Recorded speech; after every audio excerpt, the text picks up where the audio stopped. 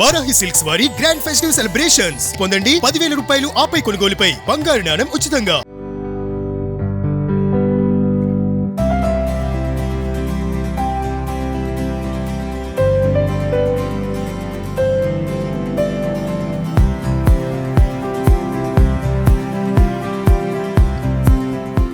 సంక్రాంతి సెలవుల కోసం జనవరి ఎప్పుడు వస్తుందా అని పిల్లలు ఎలా ఎదురు చూస్తారో బుక్ ఫెస్టివల్ ఎప్పుడు వస్తుందా అని పుస్తక ప్రియులంతా కూడా ఎదురు చూస్తుంటారు. ముఖ్యంగా విజయవాడలో, హైదరాబాద్లో ఏ రేంజ్లో బుక్ ఫెస్టివల్ జరుగుతుందో అదే రేంజ్లో విజయవాడలో కూడా జరుగుతుంది.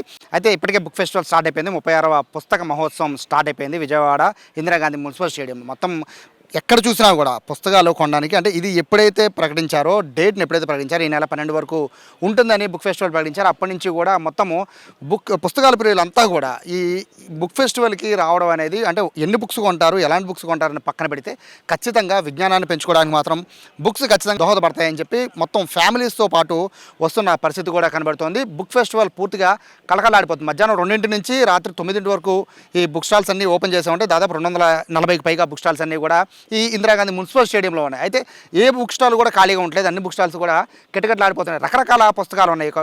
ఒక ప్రాచీన గ్రంథాలనే కాకుండా, వేదాలనే కాకుండా, అలాగే ఉపనిషత్తులు, అలాగే ఈ జీవన విధానానికి తెలియజేసే పుస్తకాలు కానీ, సాంఘిక పుస్తకాలు కానీ, లేదా సైన్స్ బుక్స్ కానీ, లేదా వైద్య గ్రంథాలు కానీ, జోక్స్, కార్టూన్స్, ఇలా పిల్లలకి ఇష్టమైనవి కానీ, పర్సనాలిటీ డెవలప్మెంట్కి సంబంధించినవి కానీ, ఇలా 1 కాదు 2 కాదు, ఒక తెలుగనే కాదు, అన్ని భాషా పుస్తకాలు కూడా బుక్ ఫెస్టివల్లో ఎక్కువగా ఈసారి కనబడుతున్నాయి. 240 స్టాల్స్ అంటే మామూలు విషయం కాదు. మొత్తం కిటకిటలాడిపోతూ ఉంది ఇందిరాగాంధీ మున్సిపల్ స్టేడియం. మధ్యాహ్నం 2 గంటల నుంచే బుక్ స్టాల్ స్టార్ట్ చేయడంతో అన్ని స్టాల్స్ కూడా మ్యాక్సిమము బుక్స్, అంటే ఈ పుస్తకాలు చదివే వాళ్ళందరితో, అంటే కేవలం వాళ్ళ వరకే కాకుండా ఫ్యామిలీతో కూడా ఎక్కువ మంది వస్తూ ఉన్నారు.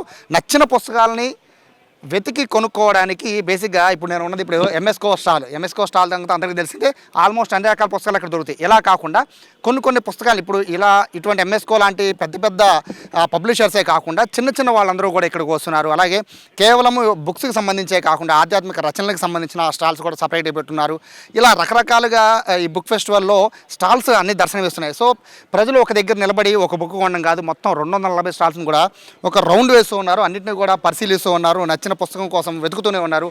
దాదాపుగా ఇక్కడికి వచ్చిన ప్రతి ఒక్కరూ కూడా ఒక బుక్ కొనకుండా మాత్రం వెళ్ళడం లేదు. గతంలో బుక్ స్టాల్ అంటే ఏదో కాసేపు టైంపాస్ చేయడానికి వచ్చే విధంగా కాకుండా ఇప్పుడు ఖచ్చితంగా బుక్స్ని ఖచ్చితంగా కొనుక్కుని వెళ్తున్నారు. వాళ్ళ కోసం కొంటున్నారు, వాళ్ళ ఫ్యామిలీ కోసం కొంటున్నారు, వాళ్ళ పిల్లల కోసం కూడా బుక్స్ని కొంటున్నారు. అదే ఏ రకమైన పుస్తకాలు కొంటున్నారు అనే ఛాయిస్ పక్కన పెడితే ఖచ్చితంగా వచ్చాక ఏదో ఒక వీడియో తీసుకున్నామా బుక్ ఫెస్టివల్ వచ్చి, లేదా ఒక సెల్ఫీ తీసుకున్నామా వెళ్ళిపోయామని కాకుండా ఏదో ఒక బుక్ను అయితే కొంటున్నారు. ఇది ఖచ్చితంగా శుభపరిణామం. ఈ రోజుల్లో అంతా డిజిటలైజేషన్ అయిపోయిన నేపథ్యంలో పుస్తకాలు ఎవరు కొంటారు అని చాలామంది అనేక ప్రశ్నలు వేస్తున్న నేపథ్యంలో బుక్ ఫెస్టివల్ ఎలా జరుగుతుంది అనేది తెలుసుకుందాం. సరే, ఎలా ఉందండి బుక్ ఫెస్టివల్? అంటే గతంతో పోలిసి ఇప్పుడు ఎలా ఉంది?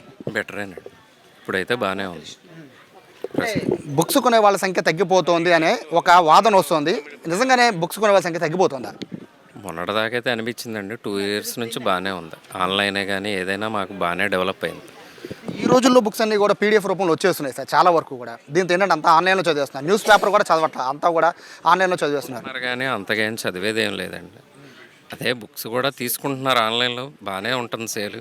చదువుతున్నారా లేదా అని కొంచెం అది ముందల పిల్లలకు కూడా బాగా చదివిస్తూ ఉంటే వాళ్ళు కూడా కొంచెం డెవలప్ అయ్యింది. తర్వాత జనరేషన్కి ఉంటుంది ఈ బుక్స్ అనేది. ప్రజెంట్ అయితే మన దాకా బాగానే ఉంది.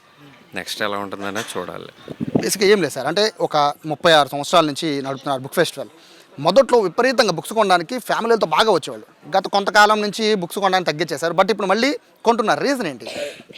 రీజన్ ఏంటంటే ఏం లేదు సార్, కొంచెం బాగా ఆన్లైన్ అవుతుంది అంతా. ప్రతిదీ అంతా ఆన్లైన్ అయ్యి ప్రతి ఒక్కళ్ళు చూడటం, ఓకే మనం ఇదంతా వెళ్దాం చూద్దాం అందరితో పాటు అలాగే ఓకే అని అలాగే డెవలప్ అవుతుంది.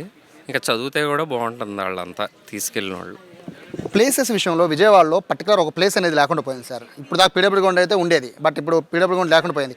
కాసేపు లయోలా కాలేజీలో పెడతారు, కాసేపు పాలిటెక్నిక్ కాలేజీలో పెడతారు, ఇప్పుడు ఇందిరాగాంధీ స్టేడియంలో పెడుతున్నారు. సో ప్రజలు కూడా ఒక ప్లేస్ని ఉంటే బాగుండు అనే ఫీల్ ఉంటుంది. ఎందుకంటే మీరు పెట్టేది 12 రోజులే కాబట్టి. సో దాని మీద ఏమంటారు? అంతేనండి, ప్రతిదీ ఒకప్పుడు అంటే పీడబ్ల్యూ గ్రౌండ్ అంటే ఇంకా కేర్ ఆఫ్ అడ్రస్ అదే ఇంకా మనకు విజయవాడకి. అది పోయింది, ఇంకా మనం ఏం చేయలేము. ఇంకా మన దురదృష్టం అనే అనుకోవాలి. ఏదో రాజకీయం చేసుకొని అలా చేశారు. ప్రజెంట్ అయితే ఇక్కడ మాకు ఐటీఐ కాలేజీలో పెట్టాం, అక్కడైతే అంతగా ఏం లేదు, ఎక్కడికో మూలకి అయిపోయినట్టు అయిపోయింది. ప్రజెంట్ మళ్ళీ ఈ టీడీపీ గవర్నమెంట్ వల్ల మరి దేనివల్ల జరిగిందో కానీ కొంచెం ఇదైతే బెటర్ మాకు. ఈ సెంటర్ అనేది ఉంటే కనుక మాకు ఎప్పుడు బాగానే ఉంటుంది. మనకి ఇదే కాబట్టి విజయవాడకి సెంటర్ అంటే బందర్ రోడ్డు, ఇదే పీడబ్ల్యూ గ్రౌండ్, లేకపోతే ఇది ఇంకా అదే పోయింది కాబట్టి దాన్ని ఇంకా మనం ఏం చేసేది ఏం లేదు. ఇంకా సాధారణంగా ఇదివరకు స్కూల్స్లో చెప్పేవాళ్ళు సార్, ప్రతి స్కూల్లో కూడా మనకి ఎగ్జిబిషన్ నిర్వహించేటప్పుడు పిల్లలకి ఎలాగ తల్లిదండ్రులు చెప్తారో అలాగా స్కూల్స్లో కూడా చెప్పేవాళ్ళు బుక్ ఎగ్జిబిషన్ జరుగుతుంది వెళ్ళండి అని. సో ఇప్పుడు ఆ పరిస్థితి లేదు. సో స్కూళ్ళకి ఏం చెప్తారు? స్కూళ్ళకి ఏం చెప్పేది లేండి. ఇంకా స్కూళ్ళు కూడా కొంచెం టీచర్స్ అనేది చెప్తూ వెళ్ళాలి. మరి ఇంకా వాళ్ళని బట్టే ఉంటుంది ఏదైనా, పిల్లలకి ఏదైనా మనకి గురువుని బట్టే వస్తుంది ఏదైనా. ఇంకా వాళ్ళు చెప్పేదే. ఇంకా కొన్ని చోట్ల కూడా బాగుండట్లా. మా వాడు కూడా కొన్ని చెప్తూ ఉంటాడు క్రిస్టియన్ పరంగాను ఏదోటి ఇలాగా కొంచెం సార్లు బ్రిటిష్ వాళ్ళదే గొప్ప, వీళ్ళదేం లేదంటూ వాళ్ళు ఇలా అంటాం. నేను వచ్చి కంప్లైంట్ చేసేవాడిని, ఇలా చాలా తప్పు కదండి, అసలు గురువు అనేవాడు ఇలాగా చేయటం అనేది మంచిది కాదు. మా వాడు అసలుకి ఇంకా హిందుత్వం అంటే ఏదో అన్నట్టు కొంచెం ఉంటుంది. వాళ్ళు అది పోగొట్టుకునేది గురువుగా ఉంటుంది కాబట్టి వాళ్ళని ఏమనం.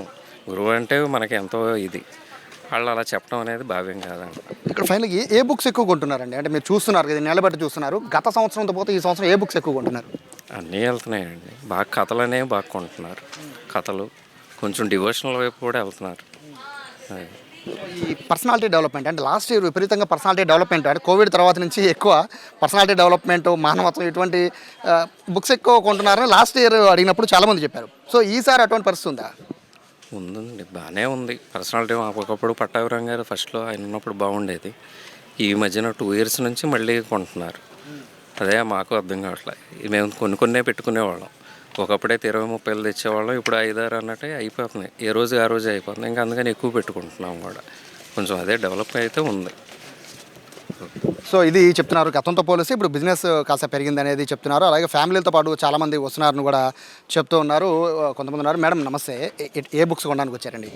మేము ఇక్కడ కథల పుస్తకాలు, డిక్షనరీస్ కొనడానికి వచ్చాం సార్. చాలా బాగున్నాయండి ఇవి.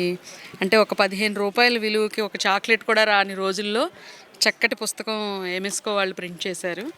మేము స్కూల్లో విశ్వభారతి ఆంగ్ల మాధ్యమ పాఠశాల గుడివాడ నుంచి వస్తున్నాం సార్.